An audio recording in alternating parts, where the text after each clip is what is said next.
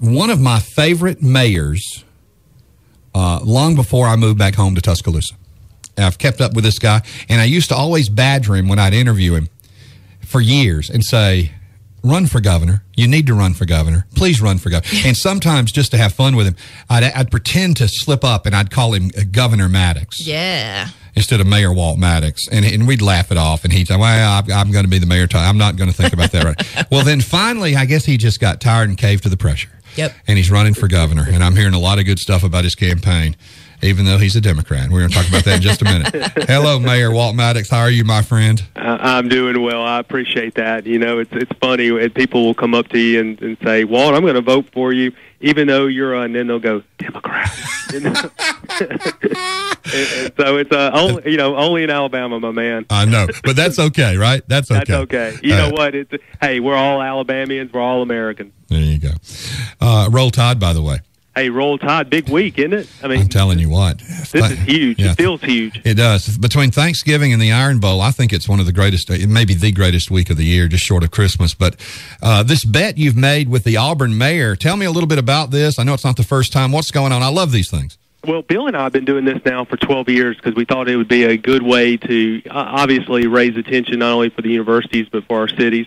And following the 2011 tornado, we decided to, up the ante and make it about charities in our community. And so I've chosen the Tuscaloosa Pre-K Initiative, which is near and dear to my heart. I know it is, yeah. And he's chosen the Boys and Girls Club of East Alabama. And so, for both of us, it's a good way. It gives us an opportunity to talk about those initiatives and bring some attention to it. And, quite frankly, Auburn and Tuscaloosa, we're proud to have those respective universities. I mean, it means a lot to our communities to have them in our community, to have them in our towns. And then just think about all the national attention that comes with it. I mean, you can't pay for this type of national attention. So we just try to leverage it and use it for a good cause. Well, you're nicer than I am because I can't stand them, but you're right. I mean, to have them both in the state, that's a wonderful thing. What's the bet? I mean, how much money's involved, and how's your record against him? Well, I'm 7-5, okay. But I think that record's much improved since Coach Saban's arrived. No doubt. And so he's had to put in now since we've gone to the $100. And by the way, I may need to come clean up the restrooms or something if I come up short on this bet. Yeah. Or you just let me know if you got an opening. Okay. But I think he's put $400 into our pre-K initiative. So we've done really well lately. Well, that's awesome. And so I'm excited about it, and hopefully he'll put in another 100 after this week. And I got to say, I'm like most people. This game makes me nervous. It gets crazy down there in Auburn. Yeah, and you know what? You can throw the record book out. I know that's cliche, but it's true. I mean, we just hit reset when we play that game. We all know anything can happen. Yeah, I'm a little nervous too, but I don't like to tell my friends from Auburn that I am, but I am. Well, you know what burns me about this game a little bit is that people talk about, well, if we lose, we're out of the college playoffs, and I just think that's horse, and you might want to bleep me out because we've gone the entire season, and if we lose on the road to a good Auburn team, I just think it's insane that we'd be disqualified from the college football. Can't imagine that would happen. No. What does that mean? We've all been processed. I mean, I remember, like less than 10 years ago, I would be excited that we were bowl eligible, Yeah. And now it's like, if we don't make the playoffs, we'll forget about it. Yeah. That's true. Well, they're talking about a 2-loss Ohio State team, and I get so tired of hearing about those. There's such a bias against Alabama in the national media. Oh, they hate us. Oh, I know. And so, anyway, I hope we do what we need to do on Saturday, and then we can go focus on the SEC championship game. We got to meet, and I mean, this to you, it's like, big deal. But we got to meet Nick and Terry Saban, Coach and Miss Terry at Hey Coach, and present a check to Nick's kids last Thursday night, and it was one of the highlights for both me and Meg, I think, of our career to be blessed to be able to do that. And our listeners raised the money on a GoFundMe page for Coach Saban's birthday. And, they do so much great work in the community with Nick's kids. But we got to meet him, and even though it was a short period of time to shake his hand and take a picture, you don't want to waste that 30 seconds. And, the anxiety to try to figure out what you're going to say to him, he couldn't have been nicer. It was fantastic. We talked to him about his granddaughter, Amelie, which, that'll make him smile anytime. But Miss Terry she's like the best hugger there is. She's one of those huggers, Mayor, that doesn't let go first. You know what I'm talking about? Yeah. And I mean, she is, what an ambassador she is for the university and the city and everything else. But we love her to death. But it was just a pleasure to get. And I don't even know why I'm telling you this. Well, but it was just a pleasure to get to see them last week. Look, I'm in the Nick and Terry fan club, and she's fantastic, and he does. He's an amazing person. He's very focused, but. You know, they're. You know, he doesn't wear socks with his loafers. Have you ever noticed that? No, I didn't know that. No.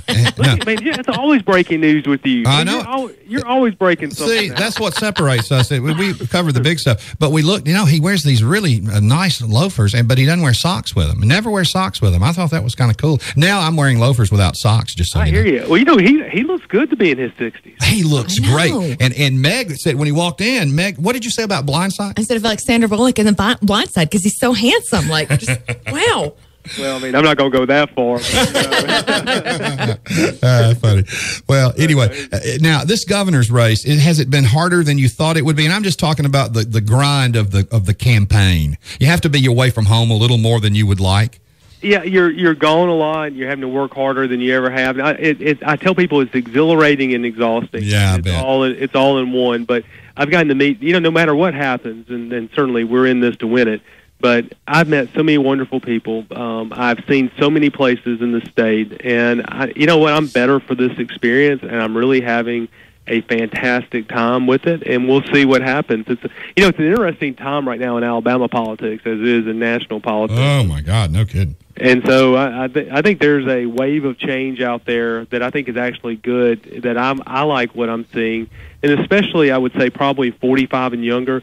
You're getting people who are more into less about parties and more into candidates, and I think ultimately that's good for our democracy. Yeah. And hopefully that will continue to resonate in years to come. We're talking to Walt Maddox, the mayor of Tuscaloosa, a candidate for governor of Alabama, and you may not know that because he doesn't sound like himself today. He's got a cold, and he sounds a little different. Mayor, I'm going to give you an opportunity, like we always do here on the Steve Shannon Morning Show with Meg Summers and him.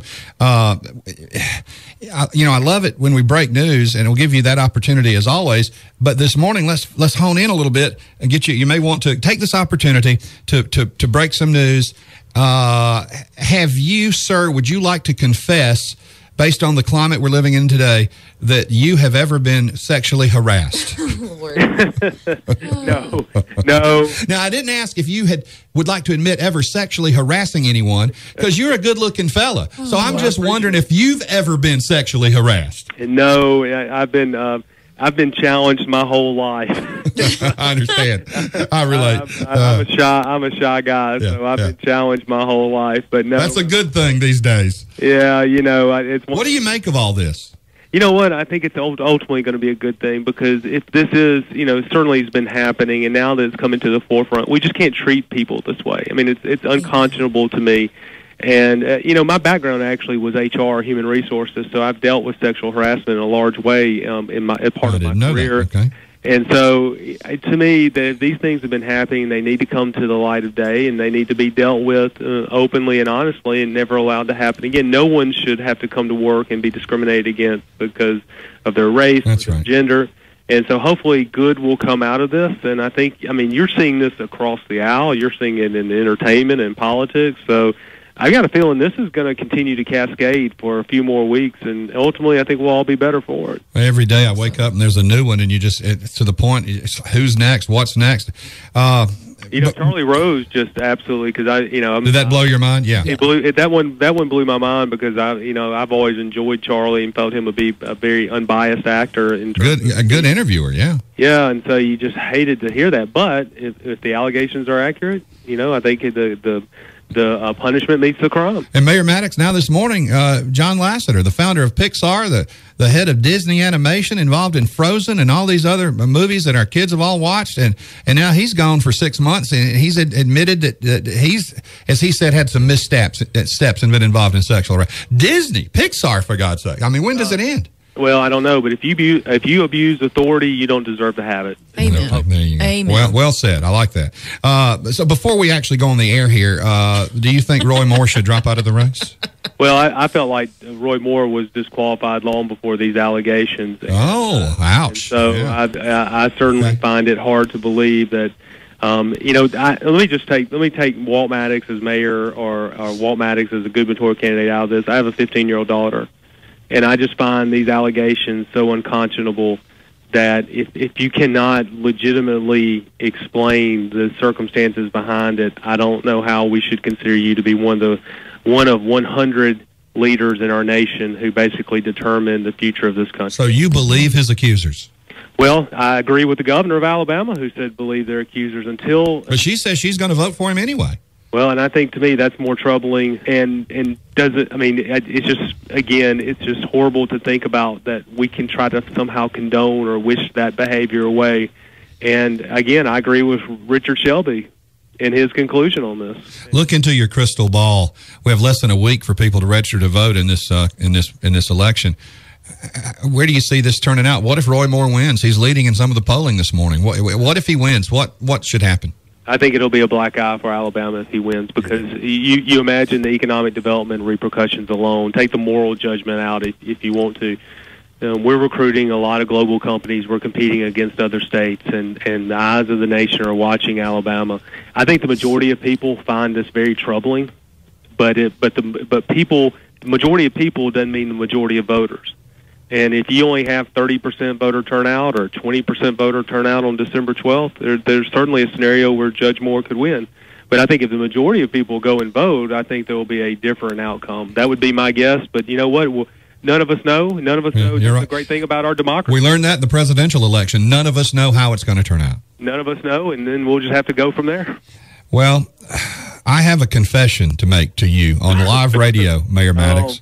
Well, you know, I can only pardon for misdemeanor offenses, so keep that in mind. Okay, have a nice day. No, real quick. This may not be smart radio. I don't know. I don't really care. I'm voting for you to be elected the governor of Alabama. Now, some people say, well, a big deal, Steve, you're voting for Walt Maddox. I don't remember the last Democrat I voted for. Well, I'm honored to have that. And at first, I thought, I can't. Maybe he's going to become an independent. Maybe he's going to become a Republican. He's going to see the light. I can't. And it's Alabama. And I hear other people say it too. In your case, I don't think it matters. I think you're bigger than that and bigger than the party and everything else. So you got my vote. This Republican is voting for a Democrat for governor of Alabama. Well, I promise not to let you down, and I think what you have to do in any elected position is you may have to run as a party, but when you win, you represent everyone regardless of their party affiliation, and so that's always been my take on it, and that's how I will certainly govern, but I will make you feel better. You know what Harry Truman said? What did he say? If you want to live like a Republican, vote like a Democrat. I don't know. Only the man from Independence, Missouri could say something like that. Right? That's after he started drinking and stuff. Which, by the way, was about 5:30 a.m. Yeah, that's exactly what I've heard. Oh, God. Well, promise me this. If you win this election, you will continue to take our phone calls. Oh, my gosh. I mean, this is the highlight of my day, man. You guys are so much fun. This is where I want it. This is the breaking news hotline right here with you guys. Can we come spend the night in the governor's mansion one night? Well, yeah, why not? Me and Meg? Radio show. All right. Yeah. Broadcast breakfast from the governor. All right, y'all heard it right here first. All right. Very good. Well, you know, I know nothing about it. I think I've been there one time, but hey, why not? It's the people's house. Well, and one final very important note, everybody, and I know you're going to jump on this, shop local this Black Friday and Saturday, Small Business Saturday. Encourage everybody to do that. It's so important. Oh, yes. Yesterday we were down at Lou & Company down at Sydney Power's shop right across from the federal courthouse. And, you know, she's a student that graduated from the University of Alabama in accounting, decided to open up her own business, and is knocking out of the ballpark. So cool. It is those types of entrepreneurs that we need in our community to go out and support. They have taken the risk of starting a business, and their money goes not only to, you know, pay for our fire department and police department. They're the ones that support the United Way. They're the ones that buy the Little League baseball team T-shirts. You know, those are the people that build our community. So go support our small businesses here in Tuscaloosa. They're doing, those people, the people in our small businesses, they work 7 days a week, 24 hours a day. Let's go and support them. Mm-hmm. Thank you, Governor. Mayor Maddox. We appreciate it. We love you. It's Thanksgiving, and we are thankful that you are ours. Have a wonderful weekend with your family, and roll tide. Roll tide. Love you guys, too. Take care. There he goes. The mayor, possibly the next governor of the state of Alabama. So, well, we've wiggled our way into the governor's mansion if he should win. Yes. You heard it. I know, right? Breaking news, baby. Audio Bob, save this, flag this tape. We have evidence. We have proof. We've been invited to the governor's mansion to spend the night and do the show if Walt Maddox wins. I have gone out on a limb and confessed I'm voting for a Democrat for the first time in forever because it's Walt Maddox. He's the only one I'd ever consider voting for, only Democrat. And I think the takeaway headline probably from it was actually when he said if Roy Moore wins, it'll be a black eye on the state of Alabama. I think that was probably the takeaway from the interview, don't you? Yeah, I think so. Walt Maddox, everybody. The Steve Shannon Morning